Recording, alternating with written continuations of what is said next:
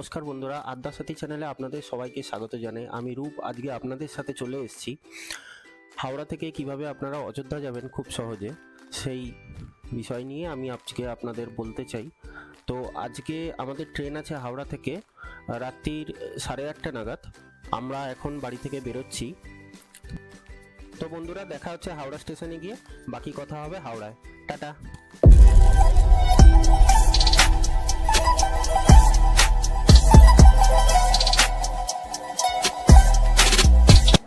Hello বন্ধুরা, আমরা এখন দাঁড়িয়ে আছি হাওড়া স্টেশনে।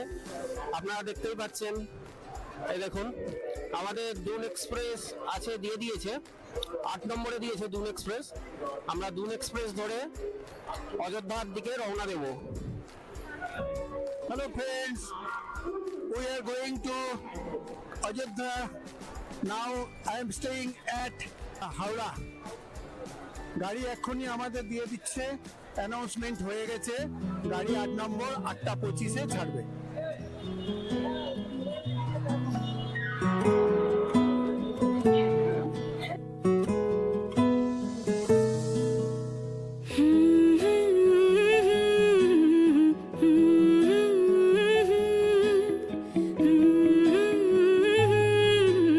বন্ধুরা, এই যে আমাদের দুন এক্সপ্রেস চলে এসেছে, দেখুন।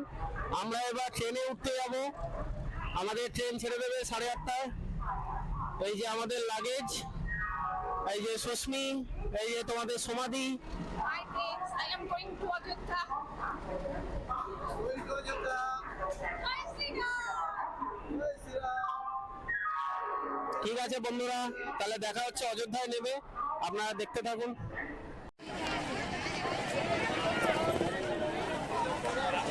এই যে বন্ধুরা দেখতে পাচ্ছেন, আমরা অযোধ্যা স্টেশনে নেমে গেছি। এখানে স্টেশন এখনো সম্পূর্ণ কমপ্লিট হয়নি, তো আমরা যাচ্ছি। এই যে দেখুন, এখনো পুরো কমপ্লিট হয়নি স্টেশনটা।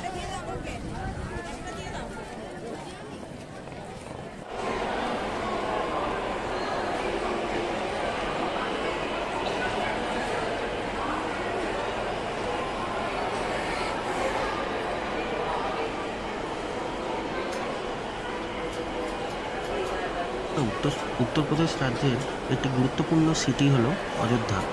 তো এই অযোধ্যায় যাওয়ার ইচ্ছা ছিল অনেক দিনেরই। তো আমরা ফাইনালি চলে এলাম। স্টেশন থেকে নেমে আমরা একটা অটো করে নিলাম। অটো ভাড়া নিয়েছিল 200 টাকা। আমাদের ডেস্টিনেশন এখন একটা ভালো দেখে রুম নেওয়া। তো যাচ্ছি, দেখা যাক। প্রথমে ইচ্ছে ছিল ভারত সেবা সংঘতে উঠবো, কিন্তু ভারত সেবা সংঘের যা কন্ডিশন দেখলাম, অযোধ্যার ভারত সেবা সংঘ বন্ধুরা আমি বলবো একদমই ভালো না। তো তাই জন্য আমরা অন্য দিকেই রুম নেওয়ার চেষ্টা করছি। তো আমরা যে রুমটা নিয়েছি, এটা রায়গঞ্জ পুলিশ চৌকির কাছে রুমটা নিয়েছিলাম। দেখতে পাচ্ছেন কত পুরনো শহর, শ্রী রামের জন্মভূমি। গুপ্তযুগ থেকে শুরু করে গৌতম বুদ্ধ, মহাবীর প্রত্যেকেই এই শহরে এসেছেন, এরকমই মানা হয়। তো এই শহরে যাওয়ার ইচ্ছে অনেক দিনের ছিল, আর নিজেকে অনেক পুণ্যও মনে করছিল তখন। পৌঁছাবার পর এত সুন্দর শহর কোনোদিন যেতে পারবো ভাবিও নি স্বপ্নে। তো যাই হোক, দেখুন চারদিকে অনেক ট্রাফিক পুলিশ, লোকজন ব্যস্ত। আগে অতটা ব্যস্ততম নাও থাকলেও এখন খুব ব্যস্ত হয়ে উঠেছে এই অযোধ্যা। চারদিকে শুধু রাম মন্দির আর রাম মন্দির, আর ছোট ছোট অনেক বাঁদর তার সাথে। তো যাই হোক, আমরা একটা রুম নেওয়ার পর আমরা সন্ধ্যার দিকে চলে এলাম অযোধ্যা রাম মন্দির দর্শনের উদ্দেশ্যে। নিজেদেরকে আর ধরে রাখতে পারছিলাম না কখন রাম মন্দিরের সামনাসামনি যাব, তাই জন্য ফাইনালি চলে এলাম। দেখো কত সুন্দর গেট, এত সুন্দর গেট। আমাদের প্রধানমন্ত্রী নরেন্দ্র মোদীর জন্যই এটা সম্ভব হয়েছে ইন্ডিয়াতে। যাই হোক, তো দেখো কত ব্যস্ত, কত ভিড়।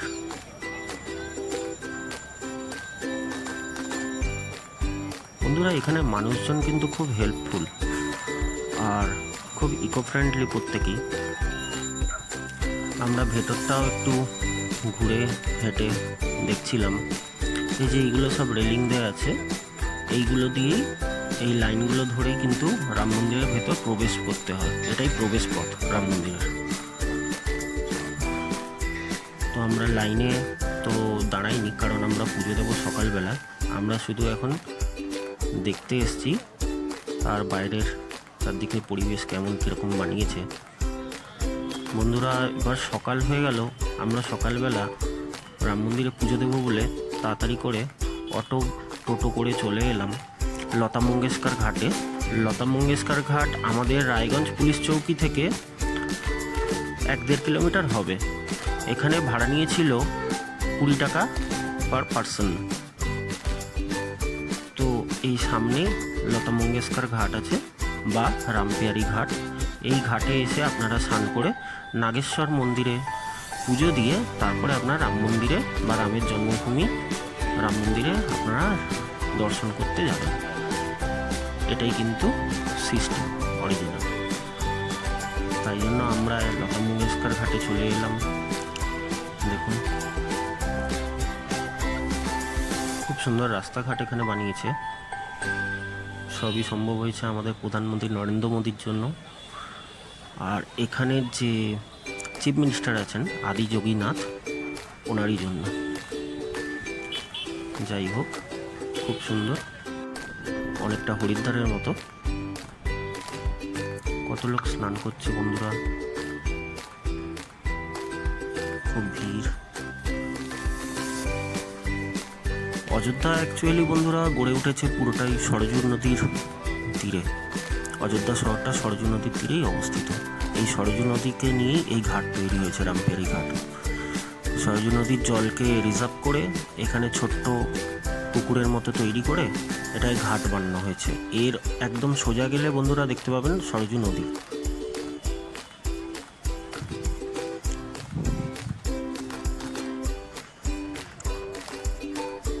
বিভিন্ন প্রান্ত থেকে কত লোক এসছে, আপনারা না গেলে বুঝতে পারবেন না। আর কীরকম কত রকমের ব্যবসা হচ্ছে, কত লোকের উপার্জন হচ্ছে। এই রকম রাম মন্দির হয়ে যাওয়ার জন্য এখন অনেক লোকের সমাগম।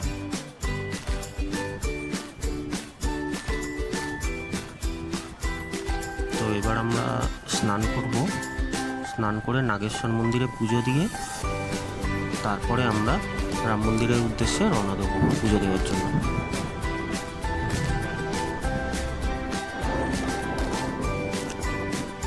এই যে বন্ধুরা দেখো, আমি স্নান করছি। এই ঘটিগুলো ওখানে পাওয়া যায়। রামপিয়ারি ঘাটে ঢোকার আগে এরকম অনেক রকমের ঘটি নিয়ে বসে থাকে। জল, দুধ, যে যা কিছু ঢালতে পারো নাগেশ্বর ধামে। তো আমি জলের ঘটি নিয়েছিলাম, 20 টাকা নিয়েছিল। দুধের ঘটি নিলে 25 টাকা, 50 টাকা, 100 টাকা, যেরকম পারবে সেরকম তোমরা পুজো দিতে পারো, সবই ব্যবস্থা আছে। আমি 20 টাকার একটা ঘটি নিয়ে জল ভর্তি করে স্নান করে আমি নিয়ে গেছিলাম। ফুল দিয়ে ওরা সাজিয়ে দিয়েছিল। দেখো বন্ধুরা, আমি এক ডুব গেলে জলটা নিয়ে নিয়েছি। কত সুন্দর এখানে স্নান করেও অনেক আরাম বন্ধুরা। গরমকালে এত মজা পাওয়া যায়, অনেক দিন বাদে এইরকম ঘাট পেলাম। এই হচ্ছে নাগেশ্বর ধাম। নাগেশ্বর ধামের দিকে যাচ্ছি জল ঢালার উদ্দেশ্যে।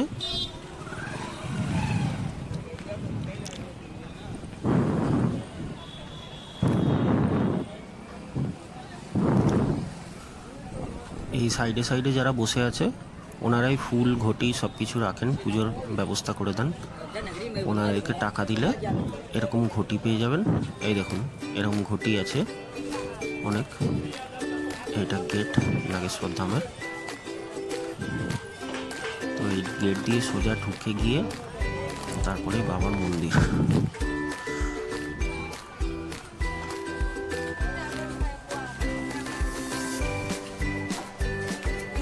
কত সাধু সন্ত সবাই ভেতরে বসে আছে। অনেক বড় লাইন ছিল বন্ধুরা। আমাকে একটু দাঁড়াতে হয়েছিল বাবার মাথায় জল ঢালার জন্য। যে কোনো মন্দিরে গেলেই বন্ধুরা একটু সময় তো লাগবেই, তাই জন্য আমিও দাঁড়িয়ে গেলাম। জল ঢেলেই যাব। দেখো বন্ধুরা কত ভিড় ভেতরে।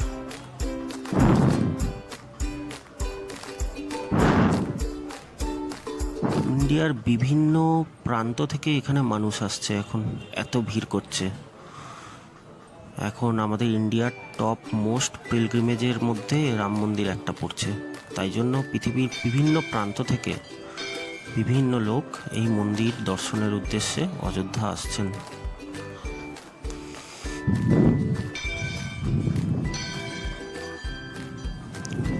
দেখো কত ভিড়।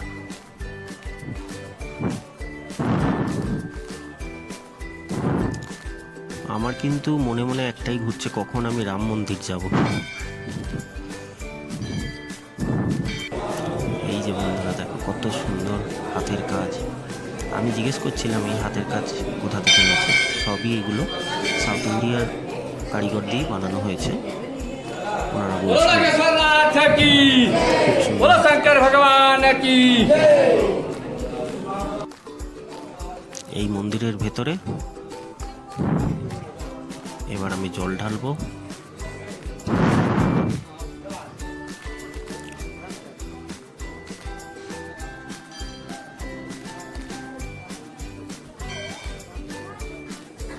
দেখো বন্ধুরা কত সুন্দর জল ঢালা হচ্ছে। ওম নমঃ শিবায়, ওম নমঃ শিবায়, ওম নমঃ শিবায়।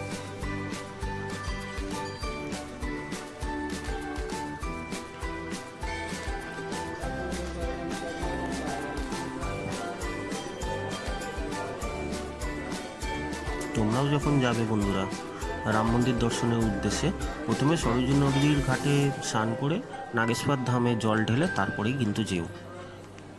এটাই এখানের সিস্টেম। দেখো বাইরেও কত ছোট ছোট শিবলিঙ্গ আছে, এখানেও জল ঢাললাম।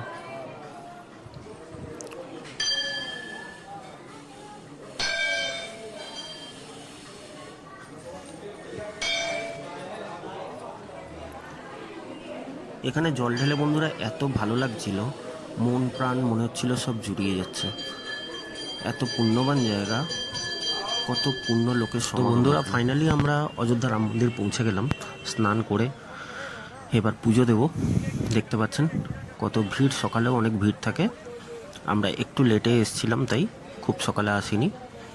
তো এই গেট দিয়ে আপনাদের প্রবেশ করতে হবে। দেখুন কত সুন্দর লাগছে, খুব সুন্দর সাজিয়েছে। এই আমি ভেতরের দিকে যাচ্ছি, এখান দিয়ে আপনাদের হেঁটে ভেতরে ঢুকতে হবে কিউয়ের মধ্যে।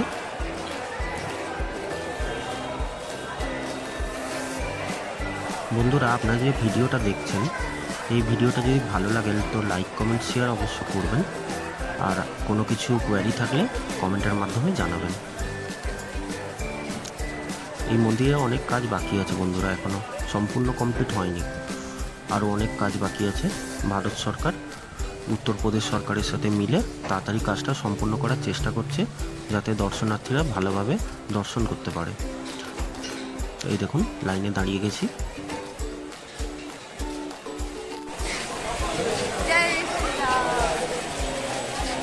এই মন্দিরের যে ভিডিওটা দেখছেন বন্ধুরা, এই কিউই দিয়ে যাওয়ার সময় আমি একটা কথা বলে দিই আপনাদের। এই মন্দিরের ডান দিকে অবস্থিত আছে হনুমানগড়ি মন্দির, আর বাঁ দিকে আছে সুগ্রীব মন্দির। তো এই দেখুন বন্ধুরা, এখন আমাদের দর্শন হয়ে গেছে, আমরা বাইরে চলে এসেছি। লকারে জিনিসপত্র জমা রেখেছিলাম, সেই লকার থেকে জিনিসপত্র নিলাম, নিয়ে ভেতরে তো ভিডিও করতে দেয় না, তাই জন্য ভেতরের কোনো রকম দৃশ্য আমি দেখাতে পারলাম না, সরি বন্ধুরা। খুব সুন্দর দর্শন করেছি, সারা জীবন মনে থাকবে। এত সুন্দর, প্রত্যেকটা গেট সোনার তৈরি, সোনার পাত দিয়ে মোড়ানো আর কি। 100 কেজি টোটাল সোনা লেগেছে। দেখুন বন্ধুরা কত সুন্দর, সিস্টেমও খুব ভালো। এইটা লকারের জায়গা, লকার রাখার জায়গা। আর এই দূরে যেটা দেখতে পাচ্ছেন ওইখানে আছে জুতো রাখার জায়গা। জুতো রেখে টোকেন নিতে হবে প্রথমে, তারপরে লকারের সিস্টেম আছে, লকারে ঢুকে জিনিসপত্র রেখে নিতে হবে।